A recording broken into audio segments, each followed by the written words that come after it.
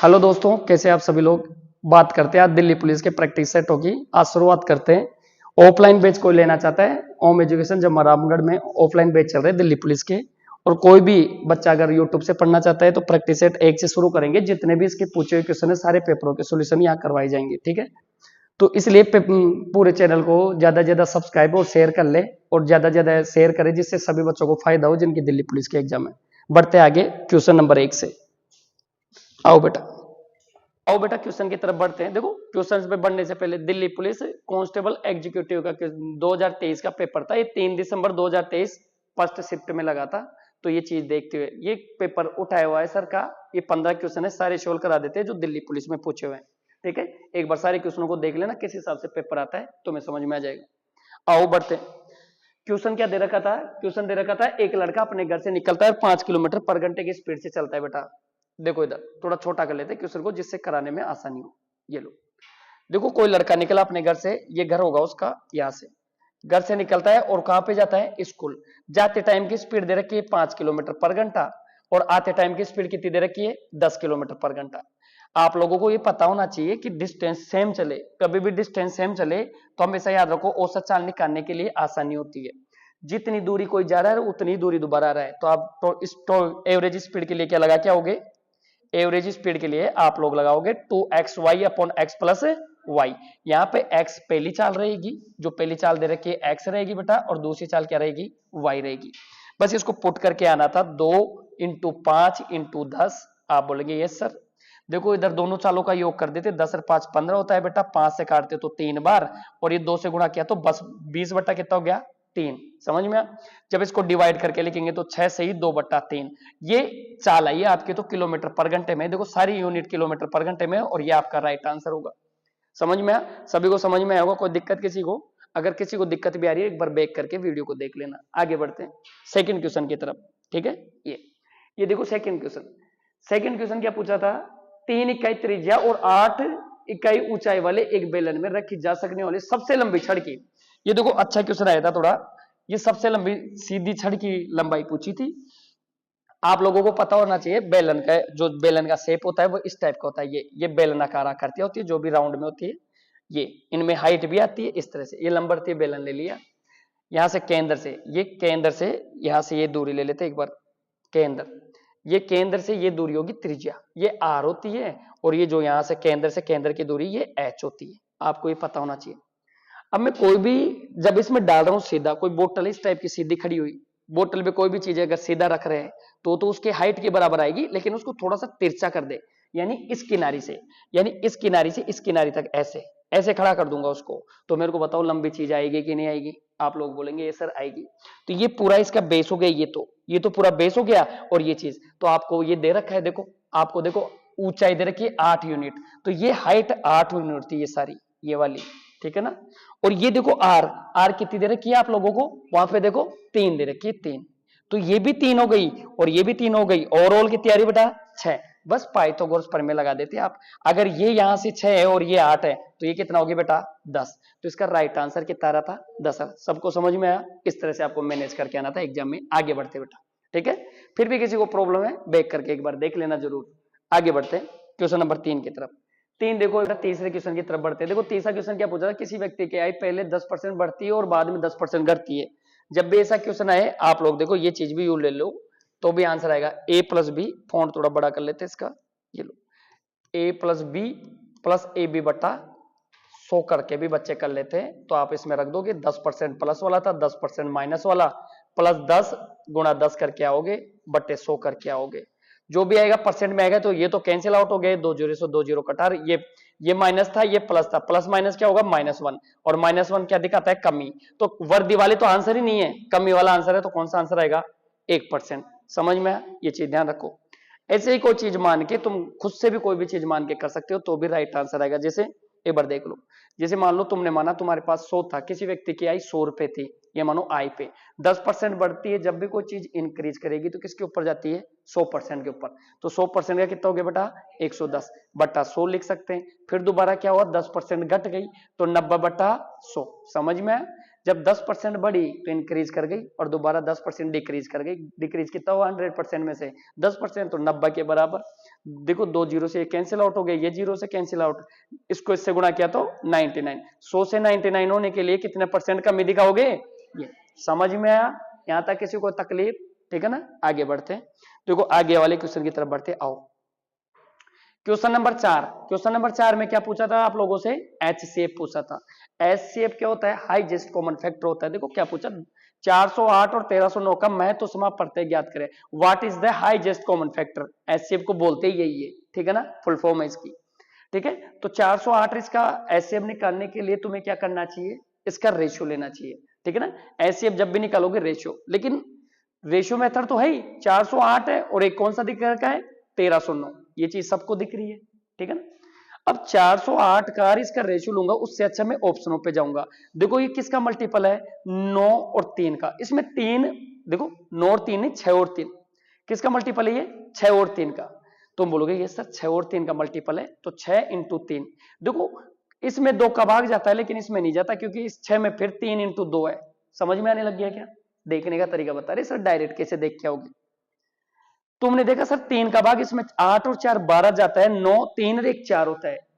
3 की डिविजिबिलिटी कैसे चेक करेंगे, संख्या अंकों का योग करके, अंकों का योग किया, 3 और 1 4 होता है, इसमें भाग नहीं जा रहा, 3 में तो जा रहा है, यानी इसका पूरे का ही भाग नहीं जाएगा, तो ये तो आंसर नहीं है। एक और ऑप्शन पकड़ लो, 3 और 5, जो चीज है ये तो दोनों, देखो इन दोनों ऑप्शन को देखो एक बार, अरे जानते होगे ना ऑप्शन को, ये दोनों ऑप्शन, ये ऑप्शन देखो, एक तो ये वाला सबसे मेन ऑप्शन है ये 17, क्योंकि 17 एक अभाज्य संख्या है, को प्राइम नंबर है, ये प्राइम नंबर है खुद से, तो इसको तो फैक्टर कर ही नहीं सकता, जिनको फैक्टर कर पा रहा हूं, देखो 5 तो किसी के लास्ट में, और 5 की डिविजिबिलिटी क्या बोलती है, या तो 0 होना चाहिए संख्या के अंत में, और यह खुद क्या होना चाहिए 5।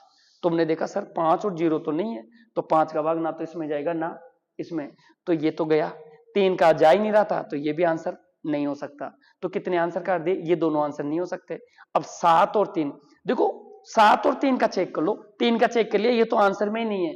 7 का भाग देके देख लेंगे, 7 पंजो 35, बचा कितना 5, 5 में 58 नहीं आता, ये भी गया, आंसर कौन सा है 17।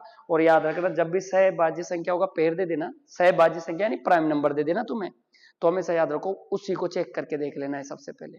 तो ये एग्जाम में पूछा हुआ क्वेश्चन था, इस तरह से जिन्होंने देखा वो डायरेक्ट रहे होंगे, बाकी आप रेशियो मेथड से करेंगे तो भी आपका आंसर आ जाएगा, और डिवाइड मेथड भी आता है। कॉमन मेथड सबसे बेस्ट होता है, जिसमें आप क्या करोगे, अब देखो इसमें कोई कॉमन ही नहीं होगा, जब आप काटोगे तो इसको मल्टीपल दो, किसका 2 से डिवाइड करके मल्टीपल करोगे, इसका फैक्टराइजेशन करके देखोगे, इस तरह से, ठीक है ना। आगे बढ़ते हैं, तो इसका राइट आंसर कितना है 17। 17 का डिवाइड करके भी देखोगे तो भी पता चल जाएगा, 17 का भाग कितनी बार जाता है, भाग देके देखना, पूरा पूरा भाग जा रहा है, इसमें भी जाएगा। आगे बढ़ते बेटा, आगे हो, आगे क्या दे रखा है, एक इलेक्ट्रिक बाइक, ये भी ठीक क्वेश्चन था, एक बार ट्राई करो सारे। एक इलेक्ट्रिक बाइक कितने की थी, 1 लाख में उपलब्ध थी, और उसके लिए एक ग्राहक को 20,800 का डाउन पेमेंट, ये अच्छा क्वेश्चन है, ये अच्छा क्वेश्चन लग रहा है, एक बार देखते हैं, आओ भैया। देखो 20,800 का डाउन पेमेंट देना होगा, इसके बाद वह 4 बराबर किस्तें बनवा सकता है, ठीक है। किस्त किस में बनवा रहा है तुम्हें एग्जाम में ये देखना है, बस साधारण ब्याज में किस्त बना रहा है तो ब्याज कौन सा लगाएंगे, साधारण ब्याज। अगर चक्रवृद्धि ब्याज में किस्त बना रहा है तो तुम्हें ध्यान रखना है कि कौन से में बनाएंगे, चक्रवृद्धि ब्याज, सभी की ध्यान रखना है चीज। तो सबसे पहले मैंने देखा है तो साधारण ब्याज में किस्तें बना रहा है, कैसी, वार्षिक किस्त। महीने की किस्त बनाता तो रेट ऑफ इंटरेस्ट जो होती है उसको महीने के हिसाब से कैलकुलेट करते हैं। साल की किस्त बना रहे हैं तो रेट ऑफ इंटरेस्ट को कैसे लेंगे, साल भर की, ये चीज आपको पता होनी चाहिए। आगे बढ़ते हैं, इसी तरह से मैंने कहा कोई आदमी एक बाइक 1 लाख में लेना चाहता है, तो लिख लो, एक बार इधर समझो इसको। तो 1 लाख के लिए उसको बोला कि 1 लाख की पड़ेगी ये बाइक, वो अपने पास से कितना पैसा दे के आता है, उसको 20,800, तो डाउन पेमेंट देता है, तो जो पैसा दे दिया, जो वास्तव में उसने पे कर दिया, तो वो पैसा दोबारा थोड़ी देगा, तो कितना दे दिया 20,800, 20,800 इसमें से लेस कर देंगे जिसकी किस्तें देगा। आप लोग गए कोई गाड़ी लेने, जो पैसा आपने नगद दे दिया, जैसे आजकल फोन भी किस्तों पे उठा लेते हैं, फोन किस्त पे उठा रहे हैं, तो जो पैसा दे दिया उसको दोबारा थोड़ी देना है, जो पैसा दे दिया उसको नहीं चुकाना, जो रह गया उसको पैसे को तो चुकाएंगे, लेकिन उसको किस समय चुकाएंगे, ब्याज समय। समझ में आने लग गया, बोलेंगे सर। तो यहाँ पे लेस करके देख लेते, देखो 201 बचा, ये 9 बचा, और ये कितना बचा 7, इतनी रकम बाकी रह गई। अब ये तो नगद दिया है, वो कैसे दिया है, नगद, उसने ये तो भुगतान कर दिया, और ये शेष है बाकी। अब जो रकम शेष है वही तो चुका के आऊंगा, समझ में आया। तो कितनी रकम शेष रही है, इतनी 79,200 रुपए रहे हैं उसके, उसको दोबारा मैं चुकाने जाऊंगा, तो मैं किसके साथ चुकाऊंगा उसको, किसके साथ चुकाऊंगा? ब्याज के। अरे बोला तो करो थोड़ा। जो पैसा मैं देने जाऊंगा उसको ब्याज के साथ चुकाऊंगा। अब 82,200 रुपए है अपने जो फाइनल वैल्यू बच रही है जो अपन को लास्ट में चुकाने, तो उसका मैं पहले क्या निकाल लूंगा? ब्याज। क्योंकि ब्याज निकाल के देखूंगा अगर मैं पैसा देने ही नहीं जाता 4 साल तक तो मेरा कितना ब्याज होता? तुम बता दोगे 79,000 अगर मैं इन पैसों को मैं देने ही नहीं जाता उसको तो मेरा ये ब्याज होता कितने साल का? 4 साल का। 4 साल का रेट क्या लगती? 25%। तो 4 साल का 25% की दर से ब्याज निकाल के देख लो। ये लो, यहां तक किसी को दिक्कत है? नहीं। 25 से 4 बार काट दिया, 4 से 4 बार, यानी टोटल ब्याज कितना हो गया उसका? ये काट दिए, सारी चीजें कट गई, टोटल ब्याज ही कितना हो गया उसका? 82,200। चुकाना भी रकम कितना था? 82,200। अब प्लस ब्याज भी हो गया तो ये तो ब्याज है बेटा, कंफ्यूजन नहीं होना, ये ब्याज है, उतना ही ब्याज हो गया जितनी रकम थी 4 साल के बाद। इसको देख लूंगा ऐड करके। अब वही बोल रहा है, मान लो तुम ये पैसा चुकाना ही नहीं चाहते 4 साल तक, तो टोटल ये पैसा बनेगा कि नहीं उसका? मैंने कुछ नहीं किया, यहाँ पे मूलधन गुना दर गुना समय लगाया, यहाँ पे मेरे को पता चल गया इतना ब्याज और इतना काटने के बाद ये आ रहा है। ठीक है, फिर उसके बाद मैं ये चलूंगा, मैंने ये देखा टोटल 79,200 तो ब्याज हो गया अगर मैं 4 साल पैसा नहीं चुकाता 4 साल तक। पैसे को अगर मैं पहले दूंगा, किस्तों में दूंगा, तो क्या ब्याज उतना ही जाएगा क्या? नहीं। किस्तों में पैसा लोग इसलिए देते हैं कि ब्याज उतना नहीं चुकाना पड़े, तो कैसे चुकाना पड़े? कम। तो ये ऐसे कैसे एग्जाम में पूछा था, इस क्वेश्चन को भी फटाफट कैलकुलेट कर देते हैं सर। ये तो 400 हो गया, 9 कितना होता है? 18, 7, 14, ये टोटल रकम उसको चुकानी बाकी रह गई। चुकाने का प्रोसेस आपको बता देते हैं, बाकी जो भी बच्चे हैं जो देख रहे हैं वो भी चैनल पे आके एक बार पूरे वीडियो देख ले, जिससे पूरा, अब इस क्वेश्चन में तो पूरा बता नहीं पाएंगे तो डायरेक्ट इंस्टॉलमेंट बना देते हैं आपसे। देखो मेरे को 25% ब्याज लगा होगा हर साल, ठीक है, तो पहले साल में जब ब्याज दूंगा तो 100 रुपए ब्याज दूंगा, दूसरे साल फिर रेट लगी 25%, तो कितना गया ब्याज? 125। फिर मैंने 25% ब्याज दिया, कितना हुआ? 150। फिर मैंने ब्याज दिया 25%, कितना गया? 100। देखो 25-25 ऐड इसलिए करते जा रहे हैं सर क्योंकि साधारण ब्याज में ब्याज पे ब्याज नहीं लगता। 100 रुपए की रकम मान ली मैंने 100, फिर उसमें 25 ब्याज, फिर 100 का 25 जोड़ा, फिर 25 जोड़ा, जो रेट है वही जोड़ के आनी है, तो मैं एग्जाम में बार बार 5 होती तो फिर 25 जोड़ देते, 200 हो जाता। सबको ऐड कर लेंगे, कितना हो गया? 5 से 5 10, एक बचा, कितना हो गया? 7 7 14, 14 रे कितना होता है? 15, 15 के एक 5, 1 2 3 4, और ये कितना हो गया? ये हो गया 5। समझ में आया? ये 5550 की वैल्यू इसके बराबर रख देते और कैलकुलेट करके आ जाते। ठीक है, कैलकुलेट कर देते सर इधर आके। यहाँ पे देखो 158 था, उसकी वैल्यू इसके बराबर थी, आप लोगों को पता चला 550। आपको चाहिए किस्त की वैल्यू, 100 का मान निकाल के आना था भैया आपको। आ जाओ, फ्री कर दो क्वेश्चन को। 0 से 0 काट देते, 11 से कट रहा है 5 बार, 11 से काटो, 11 कम 11 बचा कितना? 4 बचा। 11 चौक 44 होता है, 11 चौक 44 होता है, यहां तक किसी को कोई दिक्कत? और ये 0 ऐसे कैसे? 5 से काट लेते 2 बार और इसको इंटू करके आ जाते, 0 0 4 दूनी 8, फिर 4 दूनी 8 और 2, कितना? 28,800 रुपए की किस्त बनेगी उसकी। कितने रुपए की किस्त बनी? 28,000। जिसका 28,800 रुपए आ रहा था उसका राइट आंसर था एग्जाम में। ठीक है, तो कौन सा ऑप्शन पे आ रहा है? ये रहा 28,800। यहां तक किसी को दिक्कत? फिर भी किसी को दिक्कत हो तो बैक करके वीडियो देख लेंगे, और बाकी तो में से किसी को कोई दिक्कत नहीं है। आगे बढ़ते, ठीक है ना, आगे चलो अगले क्वेश्चन की तरफ बढ़ते बेटा। 6 नंबर का क्वेश्चन ये पूछा, यदि ए और बी का अनुपात 4:3 है, काय का अनुपात है ये नहीं दिया। ठीक है, चलते आगे। ए और बी का अनुपात दे दिया 4:3, नहीं पता काय का है, तथा बी और सी का अनुपात। अच्छा, ये कॉमन रेशियो का सबसे इजी क्वेश्चन था, बिल्कुल कचरा क्वेश्चन आया था ये एग्जाम में। कोई भी बच्चा जो भी गया होगा उसने डायरेक्ट कैसे लिखा होगा? वैल्यू लिखी होगी, ए और बी दे दिया था 4:3। ये चीजें ढंग से लिख लेना, कभी कभी क्या करता है बी को आगे और ए को पीछे लिख देगा बेटा, ठीक है ना, तो मैं इसे ध्यान रखना है। तो ए आगे था तो ए का मान 4 है और बी का मान कितना है? 3 है। दूसरे रेशियो में चलते हैं, बी और सी की बात कर रहा है तो बी पहले और सी बाद में, ये लो, और इसका रेशियो कितना है दिया? 7:2। तो मैं यही देखना था, देखो पहले वाला पहले वाले का मान होता है, यहां हो तो ए का मान 4 था और बी का मान 3 था, और यहां देखो बी 7 बता रहा है और ये कितना बता रहा है? 2 बता रहा है। जो चीज कॉमन नहीं है उसको कॉमन करनी होती है एग्जाम में, तो कॉमन करने के लिए या तो 7 को 3 बना दो या 3 को 7 बना दो, ऐसा तो पॉसिबल है नहीं, ठीक है ना, क्योंकि 7 किसी का मल्टीपल नहीं है और 3 भी किसी का मल्टीपल नहीं है। तो इसको या तो किसी चीज से, इधर पूरे को 7 से गुणा कर लेते और इसको पूरे को किससे कर लेते? 3 से, तो भी राइट आंसर आता। समझ में आने लग गया? कर लो, पूरे को गुणा किया तो 7 चौक 28 होता है, ठीक है, ये रेशियो बना दिया। 7 ते 21 होता है, ये लो नीचे वाले पे 7 को देखो 3 को इससे गुणा किया, 7 ते 21 और 3 दूनी 6, 28 21 और 6 का कॉम्बिनेशन बन जाता है ये। 28 21 और 6 कहां पे? ये रहा पहला ऑप्शन ही सही था इसमें। किसी को कोई प्रॉब्लम है? प्रॉब्लम है किसी को? इधर पीछे नहीं है? आगे बढ़ते हैं, ठीक है ना। आगे बढ़ो बेटा। ये लो क्वेश्चन क्या पूछा, एक बार क्वेश्चन रीड कर लेते हैं। क्या था क्वेश्चन? क्या था? 3 अमल पी क्यू आर, अच्छा पी क्यू आर सांद्रता, जिनका जो वेट था उसके हिसाब से जितनी सांद्रता, जिससे मतलब उसमें कोई भी चीज डालेगी, जैसे अल्कोहल की मात्रा का वो सांद्रता होती है 15, 25 और 35% दी गई है। इन्हें एक्स अनुपात 3:5 के अनुपात में मिलाया जाता है। मतलब ये इनकी क्वांटिटी है। मान लो इसमें एक्स लीटर था, इसमें 3 था, इसमें 5 था, इस अनुपात में इसको मिलाया गया। फिर बाद में उसका वेटेज चेक किया कि इसमें सांद्रता कितनी है, तो टोटल का एक बार वेटेज चेक कर लिया और सबका अलग अलग से एक बार वेटेज निकाल लिया। समझ में आ रहा है सबको? इस तरह से पूछा क्वेश्चन। देखो समझ नहीं आया तो एक बार देख लो सारे। देखो सबसे पहले तुम सांद्रता लिख लेते कि सर इस सांद्रता का, तो एक्स सांद्रता वाला था उसका 15% वेटेज लिया, पहले वाले के साथ चलेगा ऐसे। समझ में आ रहा है सबको? ये देखो ये x पहले था तो इस x के लिए 15%, फिर उसके बाद 25, इस तरह से। तो पहले x कोई भी किलो हो सकता है, लीटर हो सकता है, कोई भी चीज के बारे में, ठीक है ना। फिर प्लस कर देंगे, बाकी 3 लीटर का कितना परसेंट लिया? 25% लिया बेटा। फिर आगे चलते, ये परसेंटेज में सारा ये, ठीक है। आगे चलते प्लस 5 लीटर का कितना लिया? 35% लिया बेटा। ये लो ये चीज ले ली। उसने ये बोला सभी में से इसमें 15% ले लिया, 25% ले लिया और इसमें 35% ले लिया। x 3 और 5 के अनुपात में थे, जिसमें से 28% सांद्रता का एक विलेय बन गया। अब ये पता कैसे चला होगा उसको? लास्ट में टोटल का 28% निकाल के देखा होगा इसने। तो बराबर क्या करके आते? 28% करके आते टोटल का। टोटल कर लो, 5 और 3 कितना होता है बेटा? 8, 8 प्लस 1 कितना हो गया? x प्लस 8 हो गया बेटा ये। और इस टोटल विलेय का कितना परसेंट बता रहा है? 28%। ये लो यहां से सारे में से एक परसेंट कॉमन आ गया, तो सबका परसेंट तो कैंसिल आउट हो गया।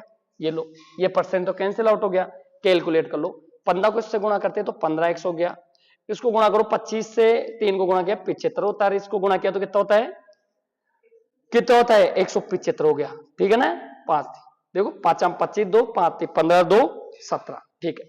आओ आगे चलते हैं। ये 28x हो गया बेटा, प्लस कुछ नहीं कर रहे, 28 को अंदर और बाहर गुणा करना था। 8 को गुणा किया तो कितना गया? 64 का 6, 8 दूनी 16, 224। यहां तक किसी को दिक्कत है? नहीं। आगे बढ़ो, संख्याओं को एक जगह दो लो, एक्स वाली मदों को एक साइड ले चलो। एक्स वाली को उधर लेके गए तो कितना हो गया? 13x, ठीक है बेटा। ये लो ये दोनों ऐड होके कितना हो गया? 250 हो गया। ये 250, 250 में इसको 224 को निकाल दो, कितना हो गया? 26। 13 से काट दो बेटा, x का मान कितना गया? 2। और आप लोगों से x का मान ही पूछा होगा, देखो x का मान ही पूछा था, जो कि कितना रहा है? 2। ये राइट आंसर था। कोई किसी को कोई प्रॉब्लम इसमें? समझ में आया सभी को? इजी था, ठीक है ना। थोड़ा सा क्वेश्चन को एक बार सिस्टमेटिक तरीके से देखते हो जाता सबसे, ठीक है ना। आगे बढ़ते, आगे चलो अगले क्वेश्चन की तरफ बढ़ते। 8 नंबर, टोटल 15 क्वेश्चन आते हैं दिल्ली पुलिस में, सारे क्वेश्चन उठा लिए सर, 15 के 15 करवा जाएंगे भी, ठीक है ना। और ऐसे वीडियो के लिए चैनल को क्या कर लेना है? सब्सक्राइब कर लेना है और ज्यादा से ज्यादा शेयर करना, ठीक है। आगे बढ़ते, सबसे छोटी 3 अंकों वाली अभाज्य संख्या। सबसे पहले बताओ 3 अंकों के सबसे छोटी संख्या कौन सी हो सकती है? 100 हो सकती है। 101 क्यों? 100 नहीं होती क्या? सबसे छोटी संख्या कौन सी होती है? 100। लेकिन ये किसकी बात कर रहा है? अभाज्य। तो शुरू से चलते हैं यहां से, तो सबसे छोटी संख्या होती है 100, लेकिन अपन को अभाज्य की तरफ चलते हैं तो 101 एक सबसे छोटी अभाज्य संख्या मिली, ठीक है। फिर उसके बाद इसने बोला सबसे छोटी के बाद कौन सी? बोला सबसे बड़ी 3 अंकों वाली। और सबसे बड़ी संख्या कौन सी होती है लास्ट में? 999। 999 होते हैं मूर्खों, 999। ये लो सबसे बड़ी। अब इससे थोड़ा सा भी ऊपर गया तो कितने पे जाएंगे? 1000 पे। और 1000 में कितने होती है? 4 संख्या। और कितनी संख्या लेनी थी? 3 संख्याओं की बात कर रहा था। थोड़ा सा नीचे आएंगे, 998 तो किसका मल्टीपल है? 2 का। और अपन को चाहिए कौन सा नंबर? अभाज्य। तो कौन सी होगी?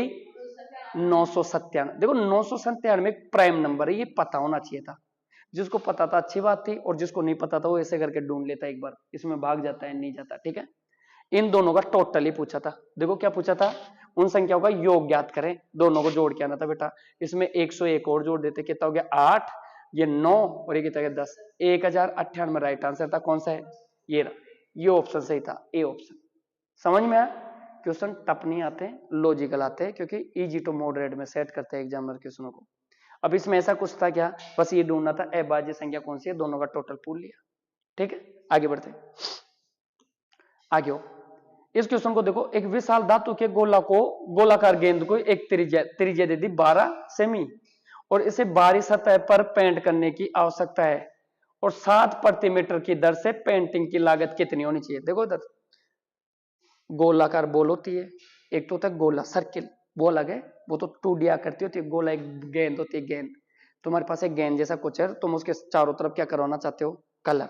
अब कलर कराओगे तो उसका सरकमफ्रेंस तो देखोगे ना बाहर का, वक्र पृष्ठ, तो उसका वक्र पृष्ठ का क्षेत्रफल पता होना चाहिए था। जिसको पता था वो करके आया होगा, 4πr² लगा देता तो उसको पता चल जाता टोटल सरफेस एरिया। समझ में है ये चीज? आओ लगा दो। 4 ऐसे कैसे, पाई को 22/7 लेते हैं मेंसुरेशन में, और आर की वैल्यू क्या दे रखी है, त्रिज्या 12, तो 12 गुणा 12। यहां तक किसी को कोई तकलीफ है, पीछे तक नहीं? ये टोटल उसका सरफेस एरिया जो आएगा, देखो ये यूनिट का थोड़ा सा ध्यान रखो, ये सेंटीमीटर में, तो इस सारा जो भी आएगा इस सेंटीमीटर स्क्वायर में आएगा। किस में आएगा बेटा, ये सेंटीमीटर। बस कुछ नहीं करना था, तुम्हें जो लागत आएगी ना पैसों की, वो 7 रुपए प्रति सेंटीमीटर स्क्वायर में आई होगी। तो ये लो लागत ही बना दो पूरी, 7 रुपए से गुणा कर दो, जो भी आंसर आएगा रुपए में आएगा। ठीक है, काट लो, 7 से 7 कट गया होगा सर। 12 को 12 से गुणा करना आसान होता है, 44 होता है, और ये किस पे 4 गुणा 22।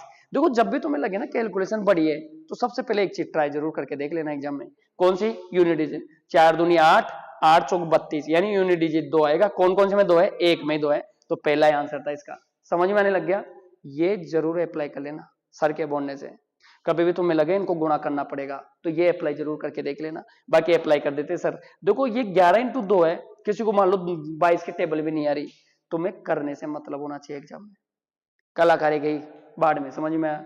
सबको नहीं आती ये चीजें, तुम्हें करने से मतलब होना चाहिए। इसको इसके साथ भिड़ा दो तो 144 गुणा 8 तो कर सकते हो ना, तो 8 चौक 32 और 3 35, फिर 3 बचा, 8 और 3 11, 1152 को किससे गुणा करना रह गया, ओनली 11 से।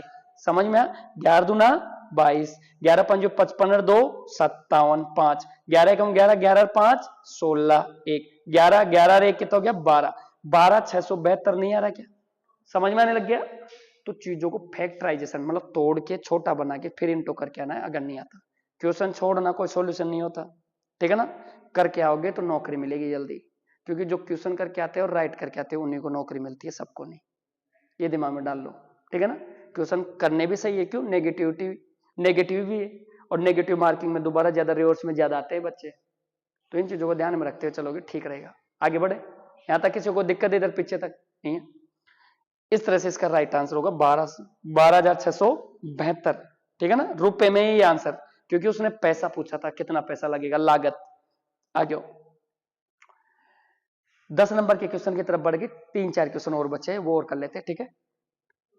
देखो इधर क्या पूछा, रोहन का मासिक वेतन 40,000 से बढ़कर कितना हो जाता है, 45। यही जी पूछा था।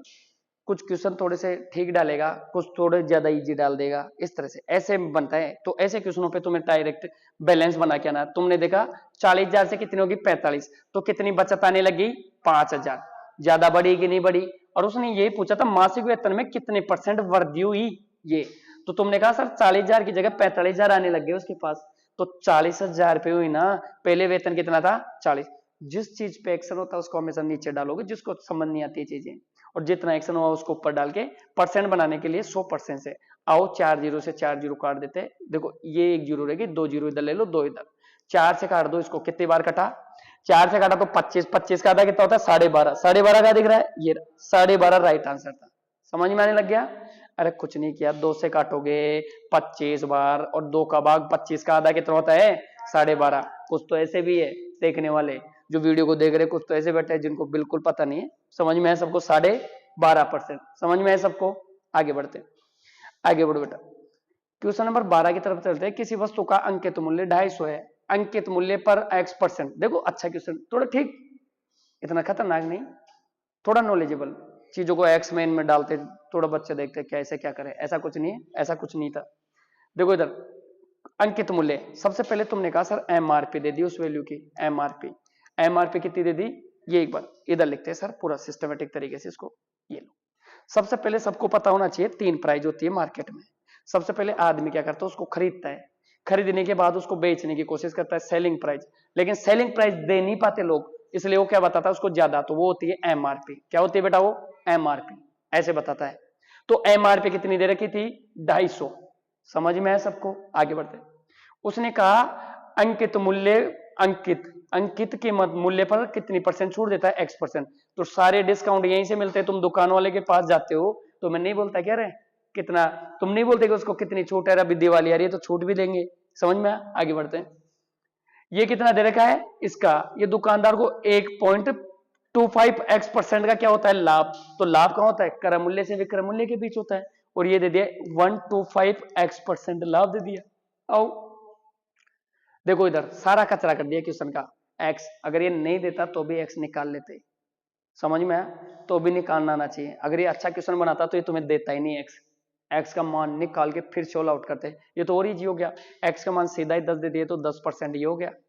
इसको भी कैलकुलेट कर लेंगे। 10 का कितना हो गया? 1.25/100। 100 क्यों लगाया? क्यों लगाया 100? पॉइंट हटा के नहीं, परसेंट ऐसे कैसे रखेंगे? पॉइंट हटा के।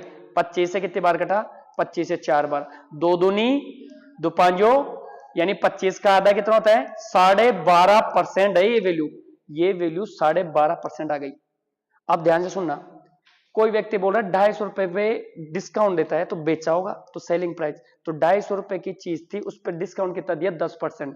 जो चीज 100% है 10% नहीं देना, तो देना कितना उस पर? 90%। बताओ कोई दिक्कत है? नहीं है। परसेंट हटा के नीचे क्या लगा दो? 100 लगा दो बेटा, 100 लगा दो जो कैलकुलेट हो जाए। ये नीचे 100 गया, तुमने बोला ये सर 100 गया।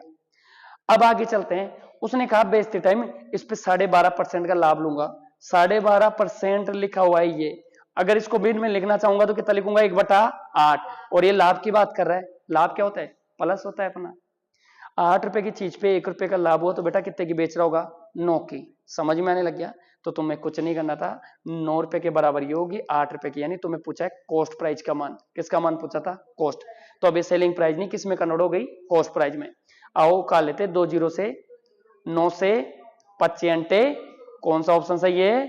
तो राइट आंसर है 25 200, यानी 200 क्रय मूल्य आएगा इसका। और क्रय मूल्य तुमसे पूछा था, ये रहा क्रय मूल्य। किसी को कोई दिक्कत पीछे तक? इधर किसी को कोई दिक्कत है तो बताओ। ठीक है ना? कुछ नहीं किया सर ने, सबसे पहले इसका सीपी से एसपी, एसपी से एमआरपी की चीज देखी। उसने कहा यहां से 12.5% लॉब करके आया है, और यहां से कितना डिस्काउंट देके पीछे गया है? 10%। 250 पे 10% डिस्काउंट दिया तो वैल्यू यहां तक पहुंच गई थी। समझ में आने लग गया? यहां तक ये चीज यहां तक पहुंच गई थी बेटा। फिर उसके बाद उसने कहा इस पे पूरे पे ये जो डिस्काउंट देने के बाद आपने बेचा है ना, इस पे भी आप लाभ कमा रहे हो कितना? 12.5%। 12.5% की फ्रैक्शन वैल्यू 1/9 होती है कि नहीं होती? बोलेंगे सर। तो तुम्हें ये चीज मैंने देखा ये 12.5% है, तो लाभ वो 8 रुपए पे 1 रुपए, तो कितने रुपए की गई? 9। ये पूरा मान बेचा हुआ 9 रुपए के बराबर है, यानी तुम्हारा खरीदा हुआ मान किसके बराबर था? कहानी ठीक है? आगे बढ़ो, आगे चलते बेटा, आगे हो। देखो एक और क्वेश्चन पूछा, यदि कोई धनराशि 3 वर्षों में स्वयं की, ये तो बहुत इजी था। देखो कोई धनराशि स्वयं की 3 साल लगे, 3 साल का टारगेट था, और कितनी हो जाती है स्वयं की? 1331/729 हो गई बेटा। ये जब भी ऐसा क्वेश्चन पूछे ना तुम लोगों को बट्टे में, ये चीज देखे तो जितने साल के लिए बोले उतने साल का क्यूब रूट निकाल के आना है। ये लो 3 का पूछे 3, 4 का पूछे 4, 5 का पूछे तो 5। जब मैंने ये निकाला तो खुद बताओ, ये 11 का नहीं है तो 11/9। अरे 11 का क्यूब कितना होता है? 11 गुणा 11 गुणा 1331। 9 गुणा 9 गुणा 9 कितना होता है? 729। तुमने कहा सर 9 रुपए से रकम कितनी हो जाती है? 11। और ये कितने साल का सक्सेस व्यू आया? 1 साल का।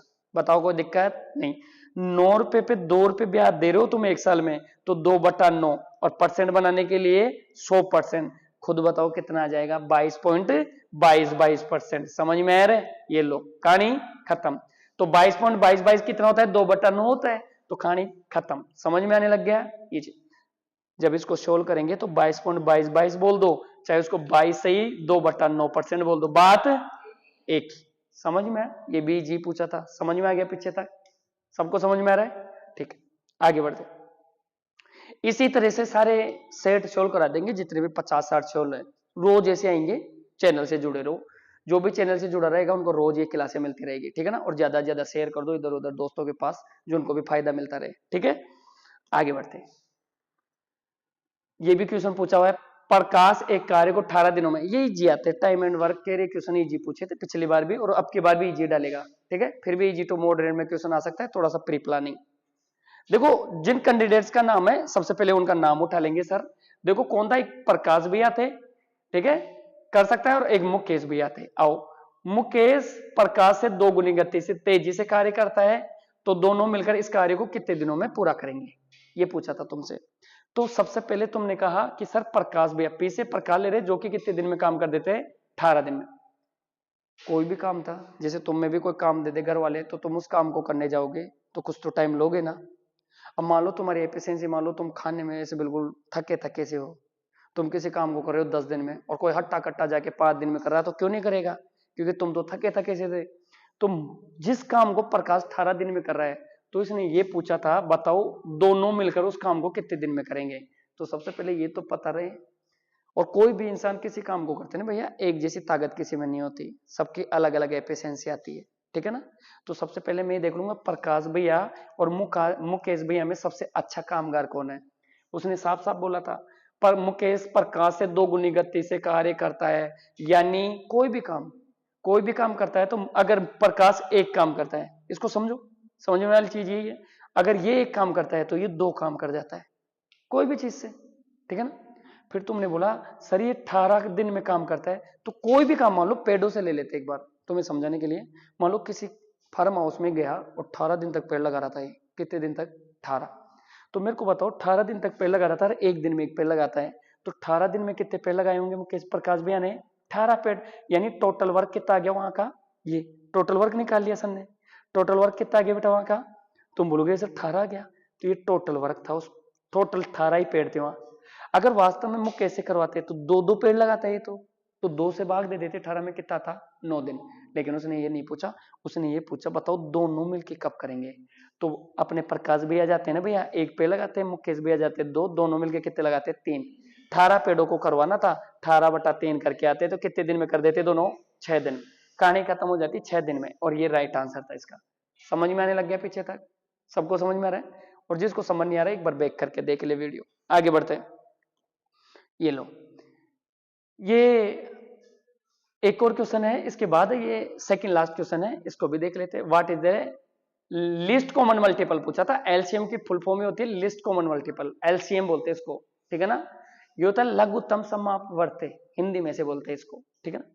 तो तुम इसे लघुत्तम पूछा था, ये लघुत्तम निकालने के लिए तुम क्या करके आओगे, जो भी चीज दे रखी है, जैसे 98 दे रखा है, कितने का दे रखा है, 145 दे रखा था बेटा, और 505, समझ में।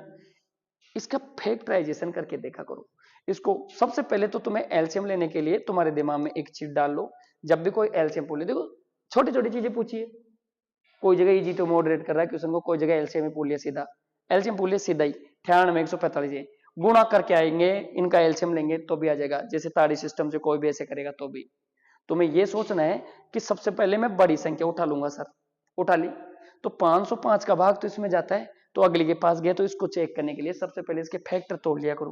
5 का भाग दिया तो 101 गुणा 5 होता है कि नहीं होता, इसके भी फैक्टर कर लेना, 5 दूनी 10, 5 9 45, तो ये 5 हो गया। इसके भी फैक्टर करने ना वहां जाके, 49 का डबल ही तो है 98, ये लो, ठीक। अब मेरे को खुद बताओ, ये 101 तो खुद कैसा नंबर है, प्राइम नंबर है, ये तो, अरे ये तो अभाज्य संख्या है ना, तो इसका तो फैक्टर होगा ही नहीं। फैक्टर किसके होंगे, इनमें से 29 भी अभाज्य संख्या है, 49 7 का मल्टीपल है, 7 7, ठीक। अब तुम लोगों ने कहा सर इसका तो पूरा जा रहा है, इसको चेक करो, तो इसने कहा मेरे 5 मेरे अंदर है, ये रहा, पर 29 नहीं, 29 ले लो इसका, ये लो, कोई दिक्कत है नहीं। आगे बढ़ते हैं, इसके पास गए, भैया आपका क्या नहीं है, बोला मेरा कुछ नहीं है आपके पास, ये लो पूरा ही दो, 49 गुणा 2। देखो 5 और 2 कभी भी किसी भी सम संख्या को, यानी 2 को कभी 5 से गुणा करते हैं तो वो वैल्यू किस में कन्वर्ट हो जाती है, 0 में, क्योंकि 5 और 2 का मल्टीपल ही 0 बनाता है, 5 दूनी, समझ में आया, ठीक। तो इसको तो अपन ने 10 मान लिया अलग से, यानी ऑप्शन में जिसके लास्ट में 0 वो आंसर है, यानी ये आंसर नहीं हो सकता। पहली चीज ये पकड़ लिया अपन ने, क्योंकि बड़ी चीजों को ऐसे हैंडल करके आते हैं, वहां पे हर चीज नहीं बता नहीं, 4 ऑप्शन में से आंसर होगा बस, ये समझो दिमाग में, 4 ऑप्शन ढूंढो, तो अब 3 ऑप्शन अपने पास, तो ये पता चला।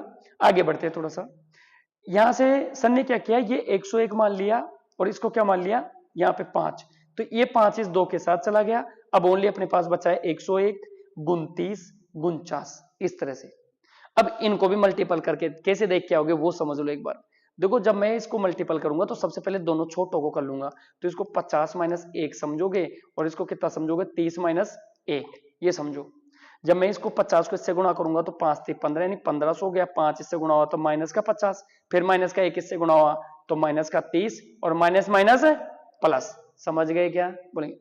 देखो डायरेक्ट ये घटा दो, 80 हो गया माइनस का, 15 में से 80 गया तो कितना बचा 1420, प्लस 1 जोड़ दो तो कितना हो गया 1421। अपनी कैलकुलेशन यहां तक खत्म हो गई। अब ओनली बचा है 101 अपने पास, बस इसको तो गुणा करना था। 101 को क्या समझो 100 प्लस 1 है, 100 प्लस 1 है तो एक बार तो 1400 कितना था 1421, 2 जीरो लगा दो इस पे और एक बार प्लस 1421 ब्रैकेट के बाहर वाली सब तो जोड़ दो। 21 1 हो गया, 5 हो गया, 3 हो गया और ये कितना हो गया 3 करके ये 14, 14 3 5 2 1, कौन सा दिख रहा है 14 3 5 2 1, ये रहा, दिख गया, ये लिखा हुआ। समझ में है सबको? तो एलसीएम लेके आना था, ज्यादा कुछ नहीं करना था। और गुणा कैसे करके आओगे, कैसे देख के आओ, समझ में है सबको? आगे बढ़ते हैं। लास्ट क्वेश्चन है, ये लो। लास्ट क्वेश्चन क्या पूछा तो समझो। आयुष एक पुराना डिजिटल कैमरा 9200 में खरीदता है, ठीक है ना, ये चीज, और इसकी मरम्मत के लिए 1200 रुपए खर्च करता है। जब भी आप लोगों को पूछे मरम्मत करवा लिया, कलर करवा लिया, तो खुद बताओ कोई भी चीज तुम लेके आए बेचने के पर्पज से, तो जो चीज लेके आए जो भी खर्चा होगा ना, एक्स्ट्रा जो भी खर्चा होगा उसको ऐड ही तो करोगे तुम लोग। जो ऐड करोगे तभी तो लाके बताओगे। कोई अरे कुछ लोगों का बिजनेस ही होता है, पुरानी गाड़ी खरीद ली, थोड़ी सी मरम्मत कराई, मरम्मत कराने के बाद उसको बोल रहे इतने के भी दूंगा, तो सबसे पहले उसको ऐड भी तो करेगा खर्चे को। कोई पुरानी गाड़ी उठा ली, मान लो 4 व्हीलर है, 4 टायर वाली गाड़ी, और उस पर 1.5 लाख रुपए खर्च कर दिया, तो 1.5 लाख जेब से लगे तो उसमें ही तो ऐड करेगा वैल्यू में, और उससे ज्यादा बताएगा। तो ये करके आना था। आ जाओ, ये भी थोड़ा ठीक क्वेश्चन था।